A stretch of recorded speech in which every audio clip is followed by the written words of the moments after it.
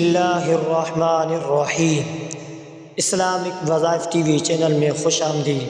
آج خواتین کے روزے سے متعلق بعض مخصوص مسائل میں خواتین کے روزے کے متعلق تمام اہم پہلوؤں کا احاطہ کیا گیا ہے۔ تو خواتین ماہواری اور نفاس زچگی کے بعد حیض ماہواری کی حالت میں روزہ، اگر عورت کو حیض آ جائے تو اس کا روزہ ٹوٹ جاتا ہے، چاہے وہ دن کے آخر میں ہی کیوں نہ ہو۔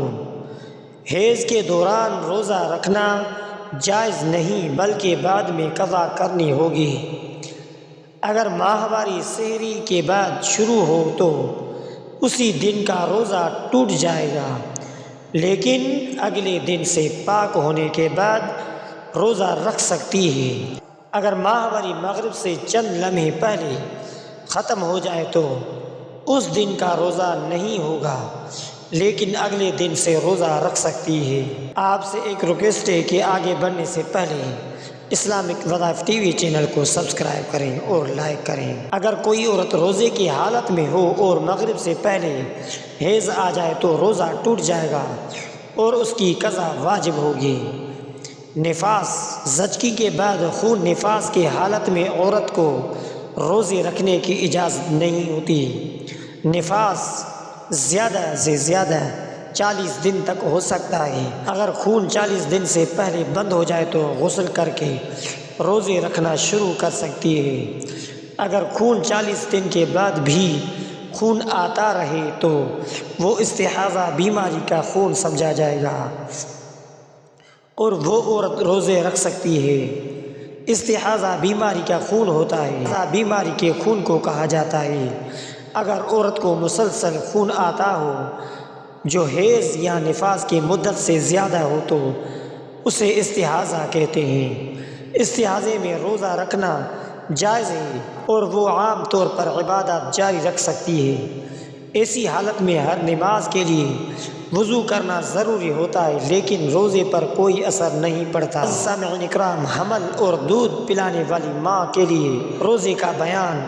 حاملہ خواتین کے روزے کے مسائل۔ حاملہ عورت اگر خون یا بچے کو نقصان کا اندیشہ محسوس کرے تو وہ روزہ چھوڑ سکتی ہے، لیکن بعد میں قضا کرنا ہوگی۔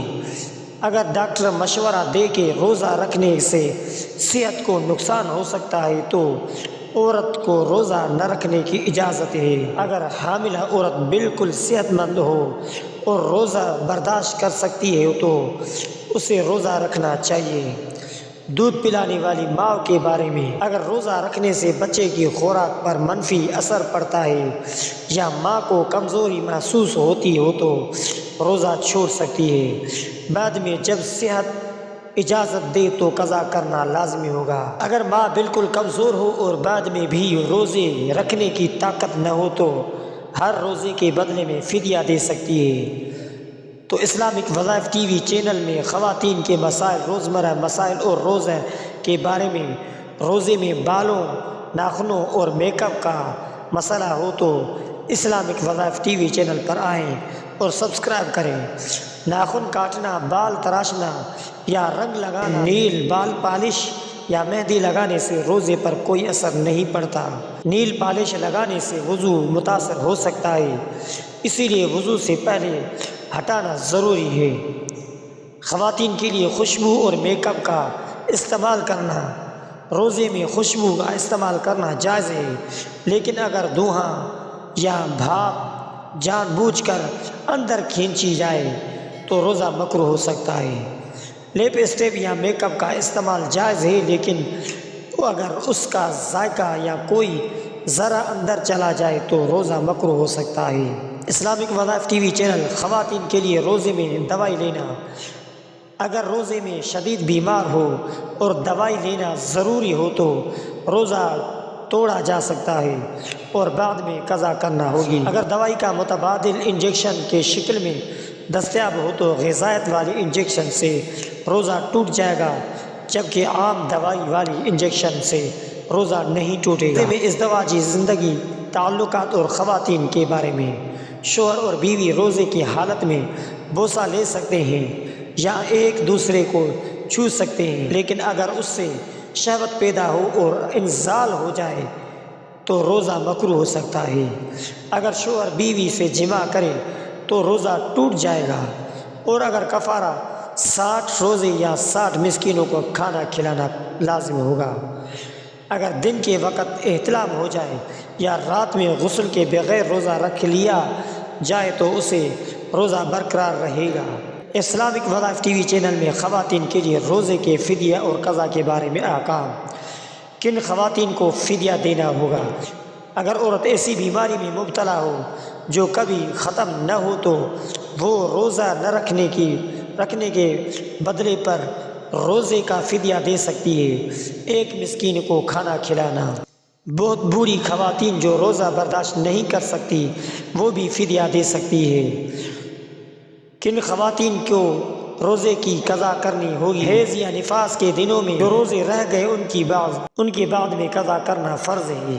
حاملہ یا دودھ پلانے والی عورت اگر روزے چھوڑ دے تو بعد میں جب ممکن ہو قضا کرنا ضروری ہوگا۔ اسلامک وظائف ٹی وی چینل خواتین کے لیے روحانی رہنمائی کرتے ہیں۔ خواتین کے لیے نیکیوں کا بہترین موقع ہے، اسی لیے زیادہ سے زیادہ عبادت، دعا اور ذکر میں وقت گزارنا چاہیے۔